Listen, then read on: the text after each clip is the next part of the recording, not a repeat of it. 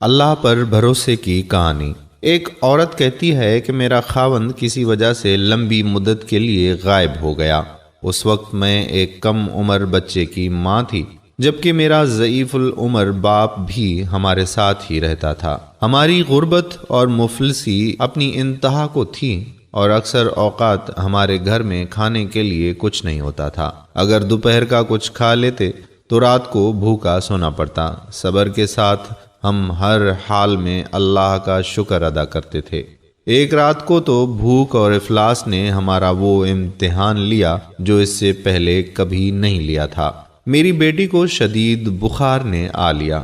بچی کی بخار اور بھوک سے بنی حالت سے مجھے اپنی اور اپنے والد کی بھوک بھول گئی۔ ایسی بے کسی اور لاچاری تو کبھی نہیں دیکھی تھی۔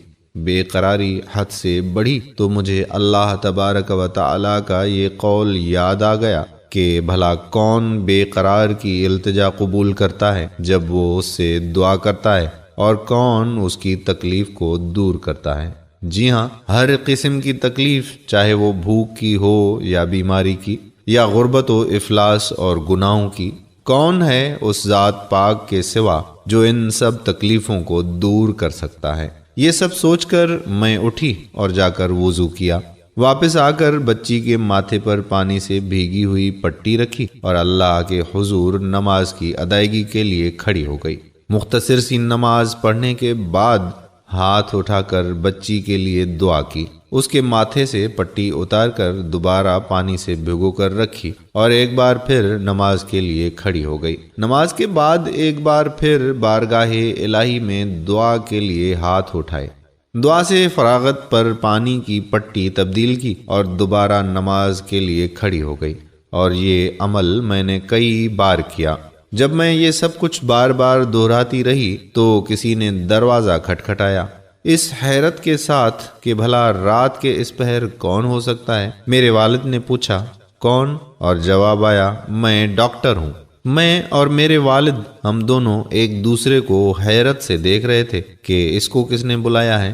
میرے والد نے جا کر دروازہ کھولا۔ ڈاکٹر نے آتے ہی پوچھا کہ مریضہ کدھر ہے، اور ہم نے سادگی سے بچی کی طرف اشارہ کر دیا۔ ڈاکٹر نے بچی کو چیک کیا، کاغذ پر ایک نسخہ لکھ کر میرے ہاتھ میں تھماتے ہوئے بولا کہ لائیے میری فیس دیجیے اور میں چلتا ہوں۔ میں نے آہستگی سے جواب دیا، ڈاکٹر صاحب، ہمارے پاس تو آپ کو دینے کے لیے فیس کے پیسے نہیں ہیں، بلکہ ہمارے پاس تو کچھ بھی نہیں ہے۔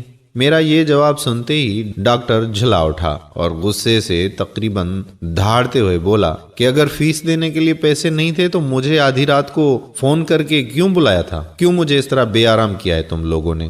ڈاکٹر کے منہ سے ٹیلی فون کا سن کر مجھے لگا کہ ڈاکٹر غلطی سے ہمارے گھر آ گیا ہے۔ میں نے ہمت کرتے ہوئے جواب دیا کہ ڈاکٹر صاحب، ہم نے آپ کو ٹیلی فون کر کے نہیں بلایا، بلکہ ہمارے پاس تو ٹیلی فون ہے ہی نہیں۔ یہ سن کر ڈاکٹر نے مجھ سے پوچھا کہ اچھا تو کیا یہ فلاں شخص کا گھر نہیں ہے؟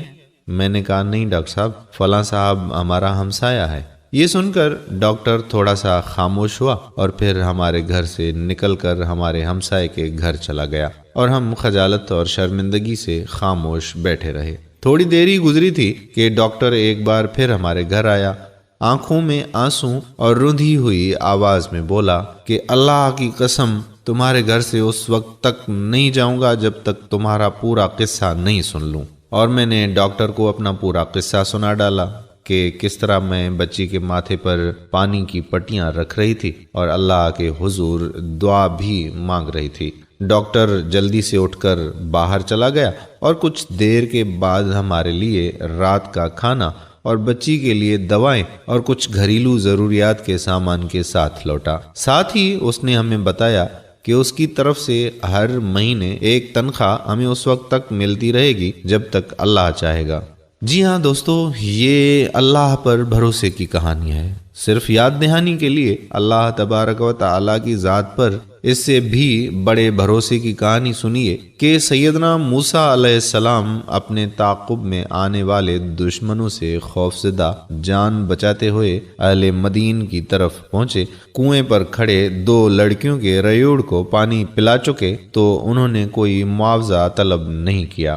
حالانکہ اس وقت وہ بھوک سے بے حال تھا۔ انہوں نے بقول قرآن مجید صرف اتنا کہا تھا کہ پروردگار میں اس کا محتاج ہوں کہ تو مجھ پر اپنی نعمت نازل فرمائے، اور پھر میرے نہایت ہی قابل قدر ناظرین کرام، اس کے بعد کا قصہ آپ جانتے ہیں کہ اللہ کی طرف سے جواب یوں تھا کہ ایک لڑکی سے مفت میں شادی اور 10 سال کے لیے کام کا معاہدہ۔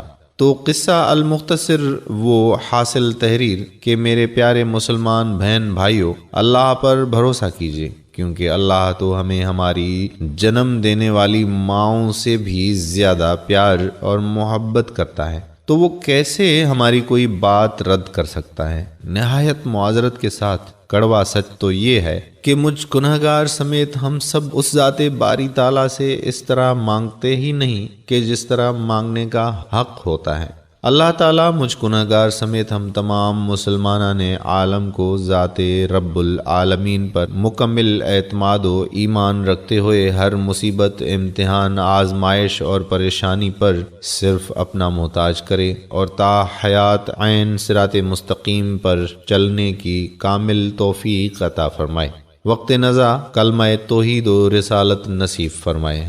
آمین ثم آمین یا رب العالمین۔